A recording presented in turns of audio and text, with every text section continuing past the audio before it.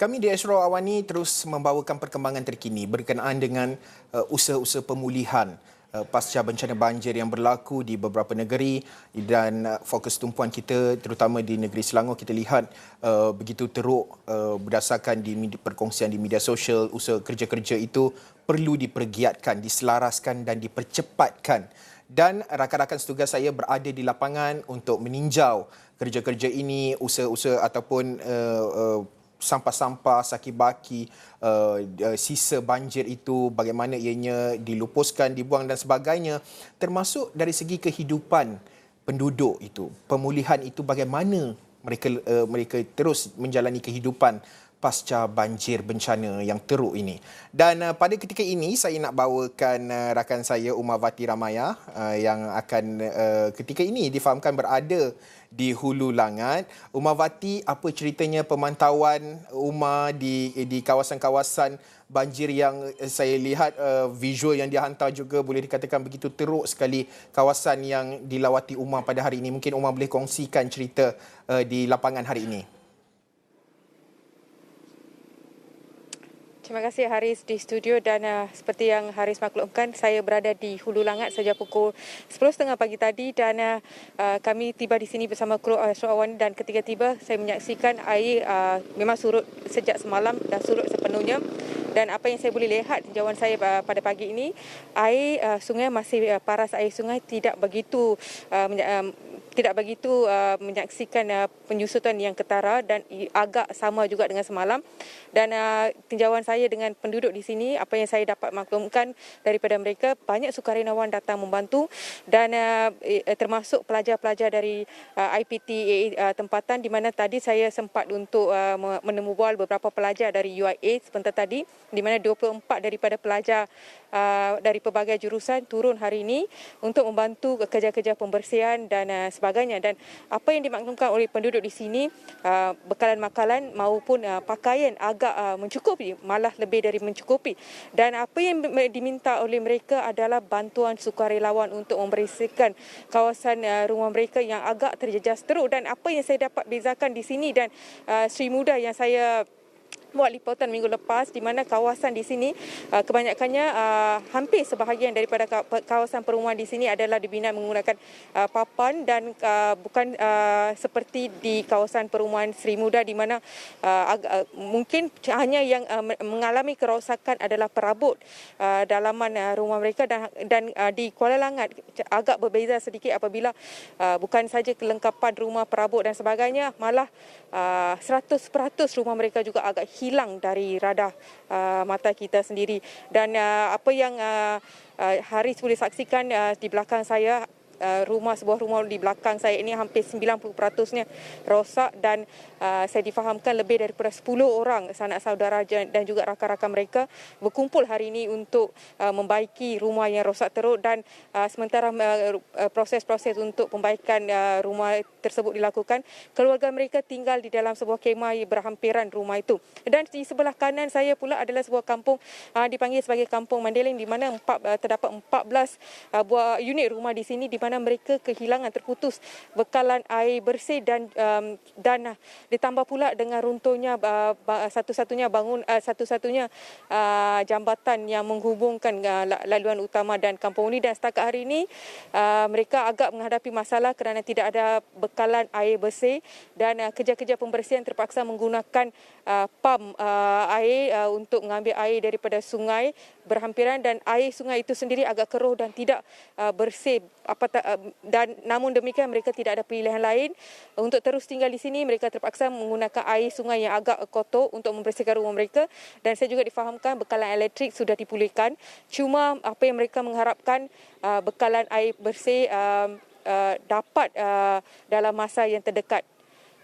Umar, antara perkara yang dikongsikan, jika saya boleh recap sedikit apa yang dikatakan oleh rakan setugas Raja Hisham, di kawasan pemantauannya hari ini, petugas sukarelawan itu mungkin agak kurang, mungkin kerana mereka telah pun dah seminggu berlalu, mungkin mereka ada komitmen lain, mungkin ada yang perlu bekerja kembali ke pejabat dan sebagainya.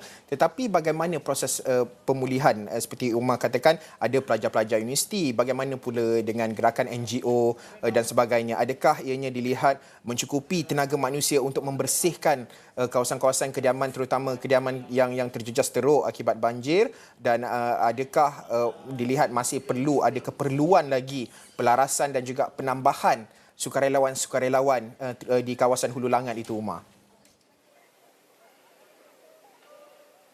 Dan saya kira apa yang saya lihat sendiri, sukarelawan tidak putus-putus datang di sini untuk menghulurkan bantuan, bukan saja bekalan makanan dan sebagainya, malah membantu mereka untuk membersihkan rumah. Tapi namun demikian, saya yakin, saya percaya masih lagi sukarelawan diperlukan kerana dia melibatkan satu kawasan yang agak besar, terutamanya kepada mereka yang rumah mereka yang ada orang tua, kanak-kanak dan sebagainya. Saya yakin sukarelawan, tenaga untuk membantu membersihkan ini masih diperlukan, dan apa yang dikongsikan oleh pelajar-pelajar UIA sebentar tadi, mereka agak cukup dengan kelengkapan melalui dana-dana yang dikumpul daripada pensyarah dan juga NGO. Namun mereka kekurangan dari segi tenaga kerja untuk membantu mereka untuk membuat kerja-kerja pembersihan, memandangkan mereka juga terikat kepada jadual dan sebagainya. Dan tadi saya sempat berbual dengan salah seorang NGO di mana beliau ada menyatakan kebimbangan sedikit kerisauan beliau kerana agak terikat kepada NGO, agak terikat kepada birokrasi, di mana beliau NGO terpaksa mendapatkan kebenaran daripada polis dan juga Jabatan Perpaduan Negara untuk tiba di sini, dan proses itu mengambil sedikit masa, menyebabkan beliau terpaksa mengambil keputusan untuk meredah saja ke kawasan ini selepas mendapat reaksi dan selepas mendapat maklumat daripada penduduk di sini bahawa kawasan ini selamat untuk dilalui dan sebagainya. Dan itu sedikit yang antara perkara yang perlu diteliti oleh kerajaan, saya kira, kerana saya yakin ramai lagi penduduk yang ingin masuk ke kawasan ini untuk membantu, namun mungkin kerana hal-hal birokrasi dan sebagainya, mereka tidak dapat mendapat akses untuk sampai ke sini. Umar, apabila kita bercakap berkenaan dengan kerenah birokrasi itu, antara perkara yang dilihat dia terutama di media sosial dan sebagainya, termasuk seperti perkongsian rakan saudara Raja Hisham tadi, bahawa ada antara penduduk yang tidak tahu apakah bentuk bantuan yang disalurkan, bagaimana nak dapatkan bantuan, apa lagi yang mereka boleh dapat, dan siapa yang nak tolong mereka, nak jumpa siapa, nak minta tolong dekat siapa, kan. So, jadi perkara-perkara begitu, adakah perkara itu dikongsikan, diceritakan oleh penduduk kepada Umar, dan apa fokus mereka selepas ini dalam proses pemulihan, terutama penduduk di sekitar Hulu Langat tu, Umar?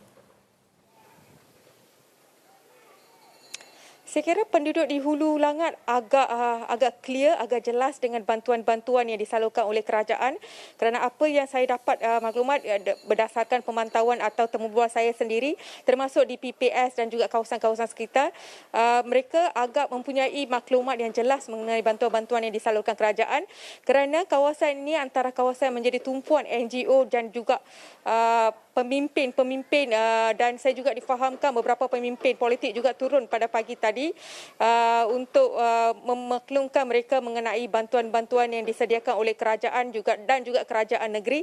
Dan saya kira dalam aspek itu penduduk di sini tidak mendapat kesukaran untuk mendapat akses kepada bantuan, dan saya sedia maklum bahawa mereka agak tahu what are the next step mereka kena buat, dan cuma itu sajalah, itu yang sukarelawan untuk membersihkan rumah mereka nak sangat balik ke rumah mereka dan tinggal, kerana pada ketika ini mereka terpaksa menumpang di rumah ahli keluarga ataupun saudara mara mereka berhampiran di Kajang dan sebagainya. Umar, selain daripada itu adalah apabila kita bercakap berkenaan dengan proses ataupun kerja-kerja pemulihan ini, bagaimana, apa lagi yang diperlukan oleh mereka? Kita faham dari sudut keperluan tenaga kerja, sukarelawan itu amat diharapkan oleh mereka. Tetapi pada masa sama kita lihat dari segi kerugian barangan di rumah mereka, nak beli barang baru, kadang-kala kita lihat terutama yang ada anak kecil yang pada masa sama ada yang terpaksa pergi kena bekerja, rumah pula di badai banjir.